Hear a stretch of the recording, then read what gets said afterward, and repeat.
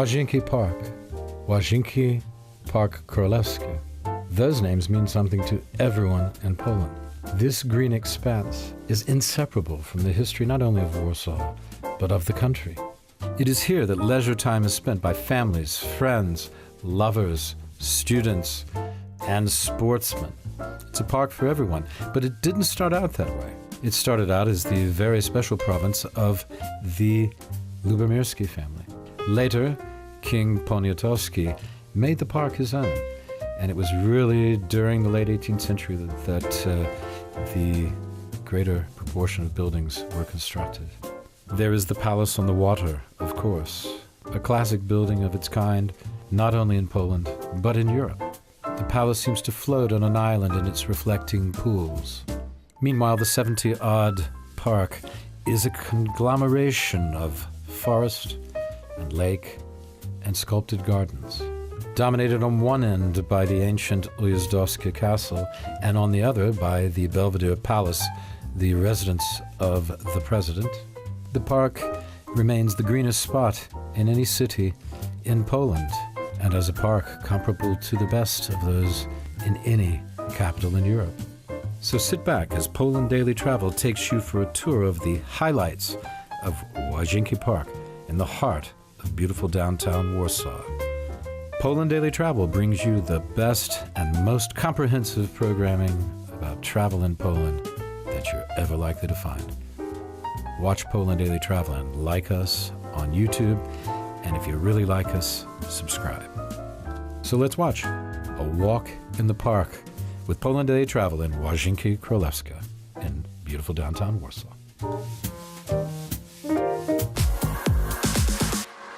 Hello everybody and welcome back to Poland Daily. Finally, we're getting to the crux of the matter, the heart of the matter, which is the Palace on the Water, which really is the focus of the whole park here.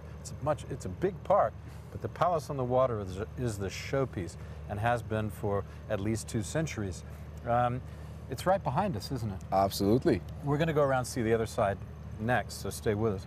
But one thing. You want to tell me about some suppers or something? Yeah. Some Thursday suppers? Thursday supper is a nice way to twist it. Okay. So, Will, we will right. be speaking about the weekly events that the last Polish king, Poniatowski, would arrange. And the idea is to gather a lot of very, very knowledgeable people around at the dinner, because the king is very, very much aware that he's living in the times of the Enlightenment. Okay. And he's no longer the smartest person in the room every time.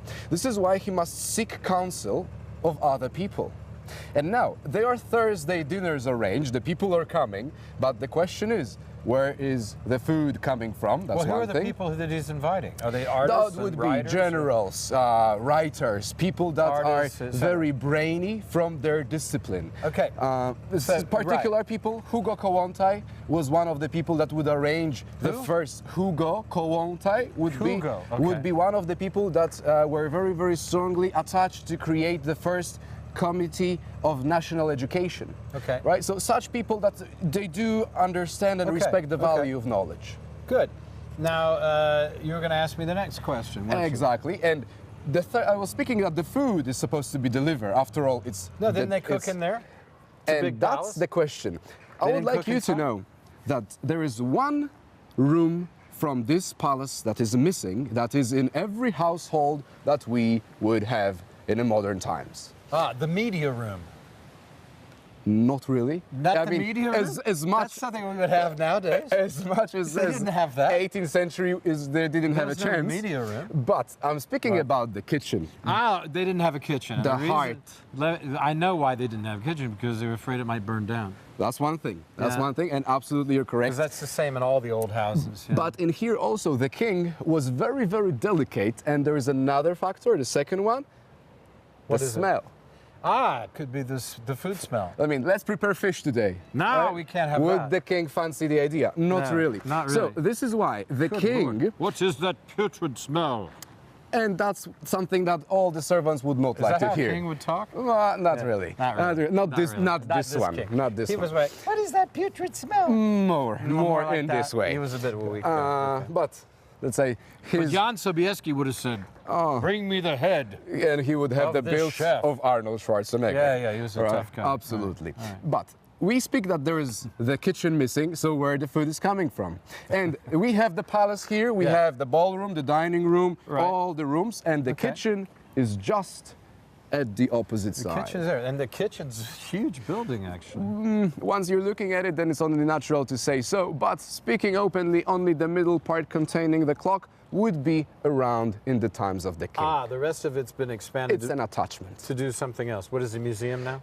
It is a museum, and all the buildings on the territory of the park are having a status of a public spot, right? Okay. So there are museums, pastries, and Places to eat. places to visit. Patisserie, you mean? Patisseries Is as that well. what you mean? Yes, Yeah. yes. What do you mean by pastry? Like a pastry where you can have all the different kinds of donuts, sweets, cakes. Patisserie. Patisseries. Yeah. We use the French word. No problem. What do you call it? I don't know. A sweet. A Cukiernia. baker. A baker. Piekarnia in Polish. A baker. A Yeah. baker. Piekarnia, yeah. If you prefer. Okay, good. So, okay, that's the kitchen. That's the palace. Let's go see the palace. The very stay with- entrance. Right, stay with us.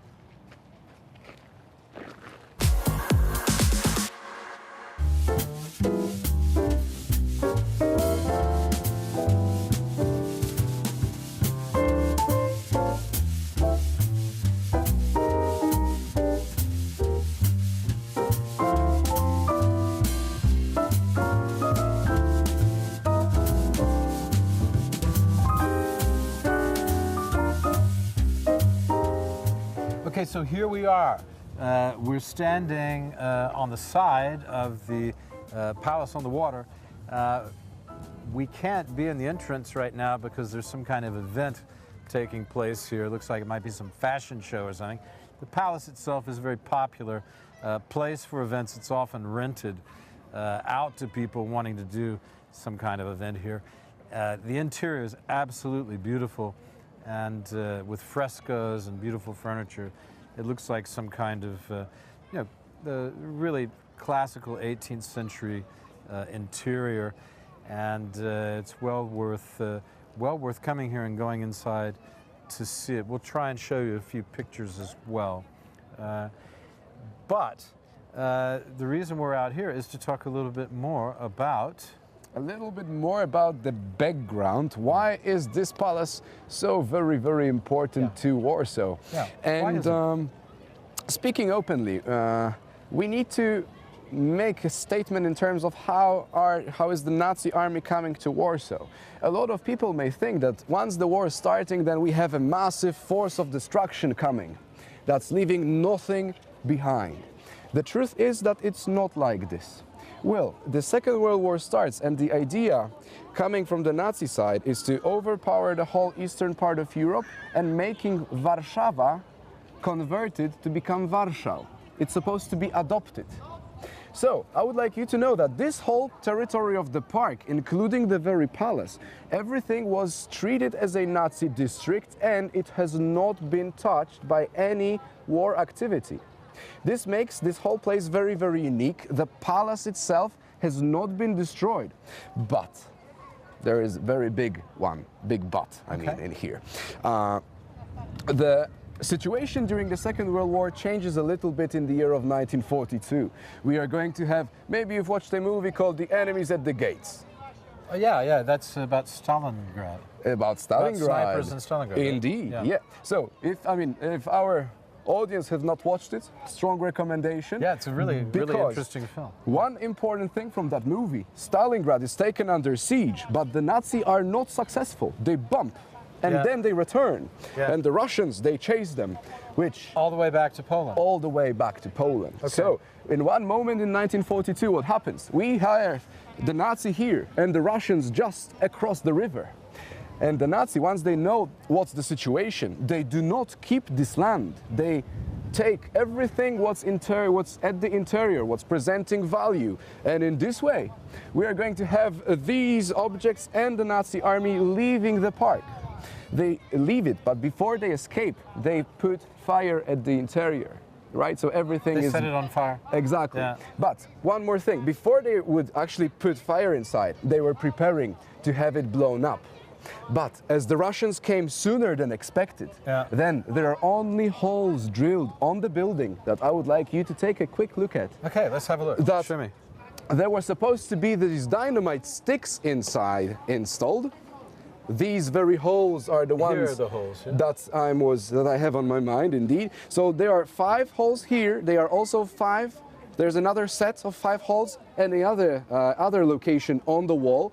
But the good thing, the holes were drilled. Everything is prepared. Right. The Russians are coming sooner than expected, and this is what makes the whole palace not to be destroyed. The Nazis do not finish the undertaking, and this is what makes the whole palace to survive, and this is what we call today as the pearl of this city's architecture. The pearl of the city's architecture. Absolutely. Not destroyed. There you are.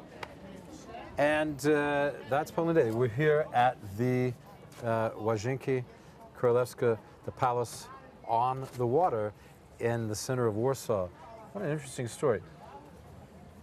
They put the sticks of dynamite here in these holes, but they didn't light them and destroy the building. It remained. Fascinating story. Fascinating story. More And to come. Beautiful building. Okay, let's continue our walk. Please.